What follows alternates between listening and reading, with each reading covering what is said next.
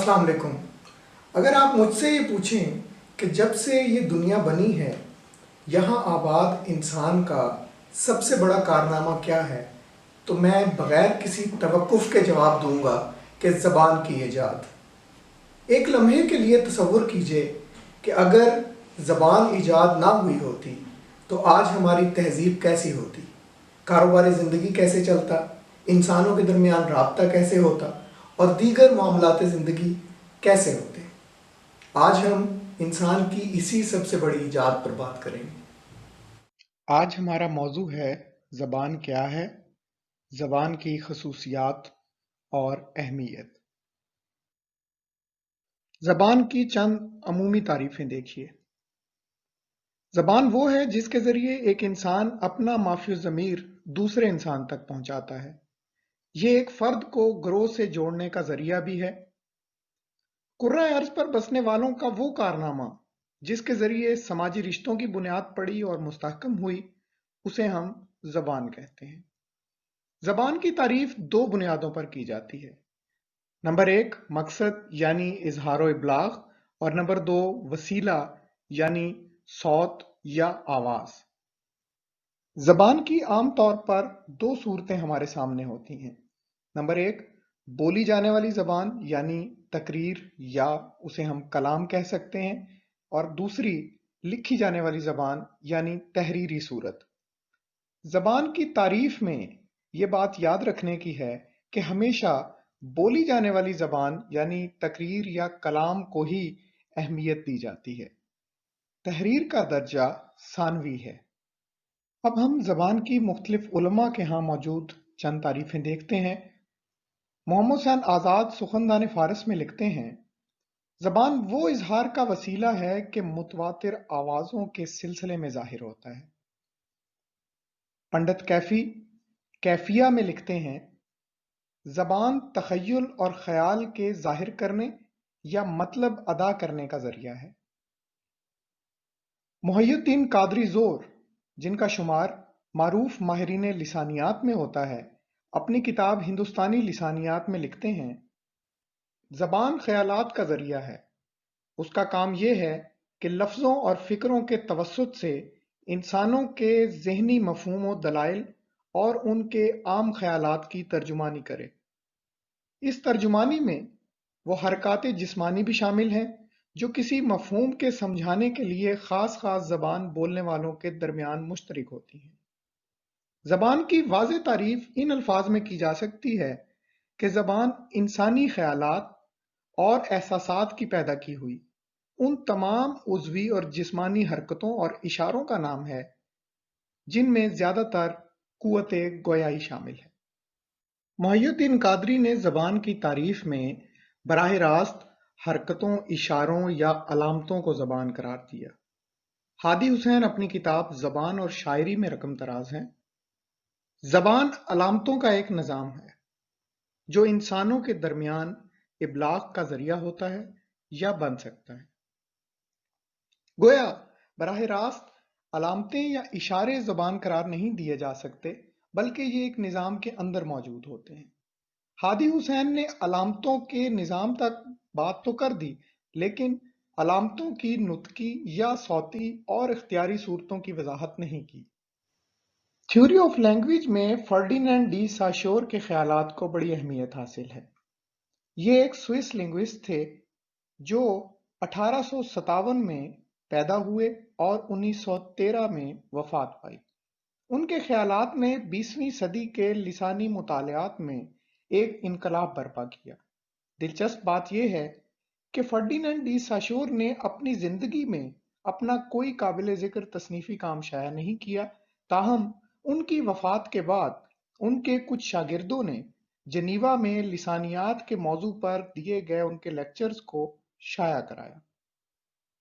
ये लेक्चर्स 1907 से 1911 के दरमियान दिए गए। फर्डिनेंड डी साशोर ज़बान के वो आलिम हैं जिन्होंने पहली दफ़ा ज़बान को एक निज़ाम के तौर पर देखते हुए उसकी ये तारीफ़ की कि ज़बान निशानात या अलामात का एक निज़ाम है। उस निज़ाम में मौजूद नुतकी या सौती निशानात पर कोई इंसानी गिरोह معنی کے حوالے سے متفق ہو جاتا ہے، اور وہ نشانات یا علامتیں اس گروہ میں خیالات و جذبات کی باہمی ترسیل کا وسیلہ بنتی ہیں۔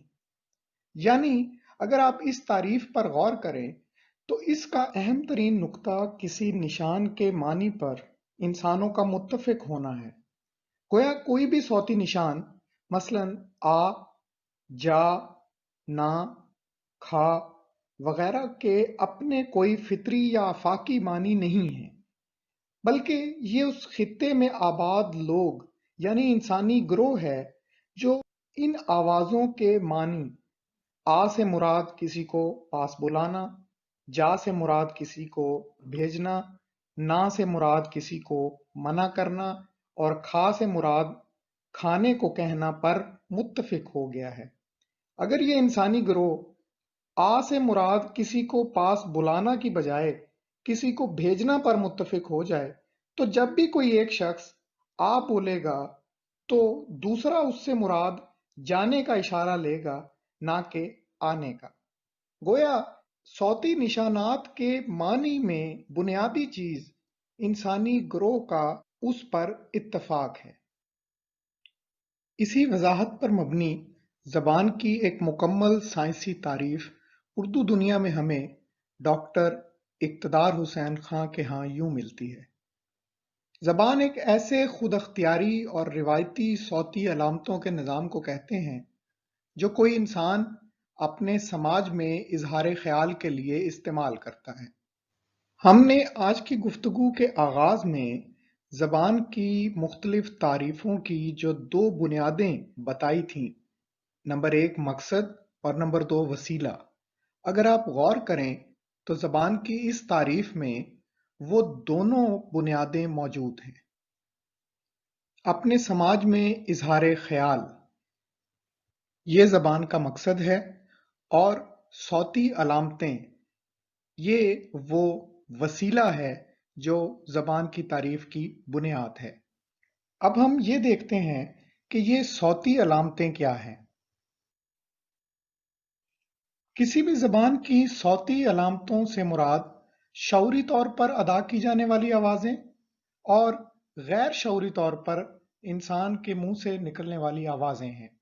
لیکن کسی زبان میں صرف صوتی علامتیں ہی نہیں ہوتی بلکہ کچھ غیر صوتی علامتیں بھی ہوتی ہیں۔ غیر صوتی علامتیں کیا ہیں؟ اس حوالے سے پروفیسر گیان چند جین نے 3 مختلف علامتوں کا ذکر کیا ہے۔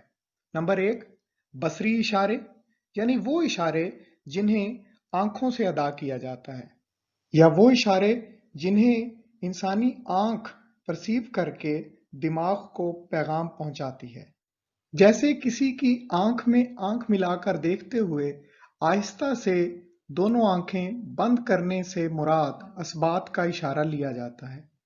اسی طرح کسی کی طرف دیکھ کر آنکھیں نکالنا، اس سے مراد غصے کا اظہار لیا جاتا ہے۔ دوسری غیر صوتی علامت سمعی اشارے ہیں، یعنی وہ اشارے جنہیں کانوں سے محسوس کیا جاتا ہے، مثلاً اسکول کی گھنٹی کی آواز، کسی کو بلانے کے لیے بجائی گئی سیٹی، یا متوجہ کرنے کے لیے بجائی گئی چٹکی۔ یہ تینوں مثالیں کسی بھی زبان کے سمعی اشارے ہیں۔ غیر صوتی علامتوں میں تیسرے نمبر پر لمسی اشارے ہیں، یعنی وہ اشارے جنہیں لمس سے ادا کیا اور محسوس کیا جاتا ہے، مثلاً ساتھ بیٹھے ہوئے 2 اشخاص میں سے ایک کا دوسرے کے ہاتھ دبانا اور ایک شخص کا دوسرے کو تھپکی دینا وغیرہ لمسی اشارے ہیں جن کے اپنے مخصوص معنی ہیں، اور ان اشاروں کو ادا کرنے والا اور محسوس کرنے والا دونوں ہی ان معنی کو اچھی طرح سمجھتے ہیں۔ زبانوں کے کچھ ماہرین کے نزدیک ان اشاروں کو الفاظ پر فوقیت حاصل ہے کیونکہ یہ زیادہ اور مکمل مفہوم فوری طور پر ظاہر کرتے ہیں، لیکن یہ بھی اپنی جگہ حقیقت ہے کہ ان اشاروں کی دنیا بہت محدود ہے اور اصوات کی دنیا بہت وسیع ہے۔ اب ہم زبان کی خصوصیات اور اہمیت کی بات کرتے ہیں۔ زبان کی ہر تعریف اس کی خصوصیات اور اہمیت کو بھی واضح کر دیتی ہے۔ مثلاً نمبر 1 زبان اصوات یعنی آوازوں کا مجموعہ ہے۔ نمبر 2 زبان ایک علامتی حیثیت رکھتی ہے، یہ کوئی حتمی یا طے شدہ چیز نہیں کہ جس میں تغیر و تبدل ممکن نہ ہو، بلکہ صوتی تغیرات سے علامتیں تبدیل بھی ہوتی رہتی ہیں۔ نمبر 3، زبان خود اختیاری یا منمانی ہے۔ اس کی ترتیب میں کوئی یکساں حکمت نہیں، بلکہ انسانوں نے اپنی منمانی سے مختلف اشاروں اور علامات کو معنی پہنائے ہیں۔ نمبر 4، زبان ایک نظام یعنی سسٹم ہے جو ہمارے لاشعور میں موجود ہوتا ہے۔ نمبر 5، زبان ابلاغ کا ذریعہ ہے، یعنی ایک انسان کے خیالات دوسرے تک پہنچاتی ہے۔ نمبر 6، زبان ہر خطے کی تہذیب کا ایک جزو ہے اور ہر تہذیب کے لوگ اپنی زبان ایک دوسرے کو سکھا بھی سکتے ہیں۔ نمبر 7، انسانوں کے درمیان وسیلہ اظہار ہونے کی اہمیت نے اسے انسانوں کے درمیان ذہنی رابطوں کے علاوہ منتقلی علوم و فنون کا ذریعہ بھی بنا دیا ہے۔ نمبر 8، زبان انسانی احساسات کے ادبی و جمالیاتی اظہار کا بھی وسیلہ ہے، جو اس سے پہلے صرف سنگ تراشی یا مصوری تھا۔ اس آخری خصوصیت پر غور کریں تو زبان ایک وسیلہ فکر کے طور پر بھی سامنے آتی ہے، یعنی زبان ہمارے سوچنے کا بھی ذریعہ ہے۔ زبان کے حوالے سے یہ ایک بہت اہم نکتہ ہے۔ زبان کو بطور وسیلہ فکر سمجھنے کے لیے میں ایک لمحے کے لیے آپ کو روکوں گا اور یہ سوال آپ کے سامنے رکھتا ہوں۔ یہ سوچیں کہ اگر آپ کو کوئی زبان نہیں آتی تو کیا آپ کچھ سوچ سکتے ہیں؟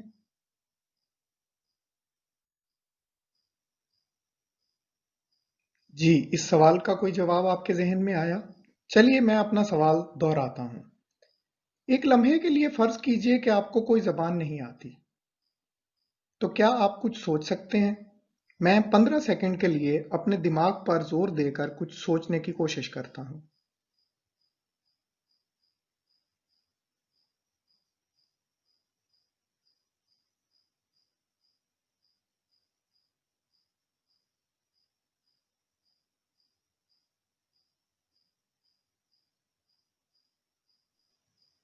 اگر مجھے کوئی زبان نہیں آتی تو میرے دماغ میں زیادہ سے زیادہ کچھ تصاویر، اشارے یا علامات ہی آتی ہیں۔ لیکن چلیے اب ہم یہ سوال کرتے ہیں کہ ان علامات سے آگے کچھ نہ کچھ سوچنے میں کوئی تسلسل بنتا ہے؟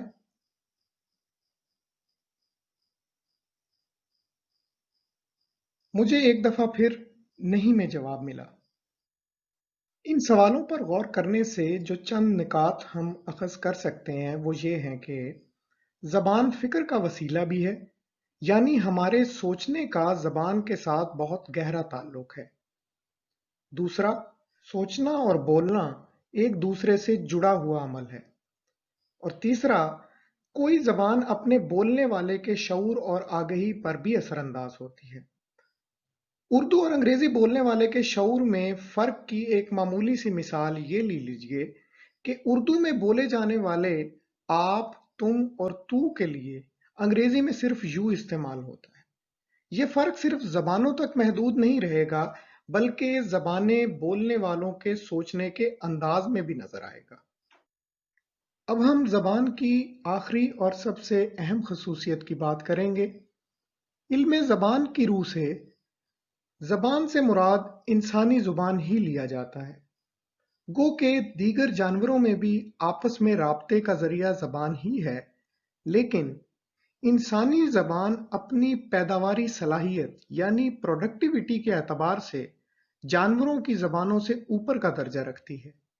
یہ خوبی صرف انسانوں کے ساتھ مخصوص ہے کہ وہ اپنی زبان میں ایک ہی وقت میں ایسے ہزاروں بامانی فکرے بول سکتے ہیں جو پہلے کسی نے نہ بولے ہوں۔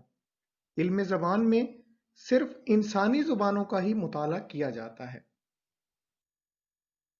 آج ہم نے یہ سمجھنے کی کوشش کی کہ زبان کیا ہے اور زبان کی مختلف خصوصیات کون سی ہیں جو اسے اس کرۂ ارض پر انسان کا سب سے بڑا کارنامہ بنا دیتی ہیں۔ اب تک کی گفتگو کے حوالے سے آپ کے ذہن میں کوئی سوال ہو تو یہاں درج ہمارے ای میل ایڈریس پر ہمیں لکھ سکتے ہیں۔ Thanks for watching. اللہ حافظ۔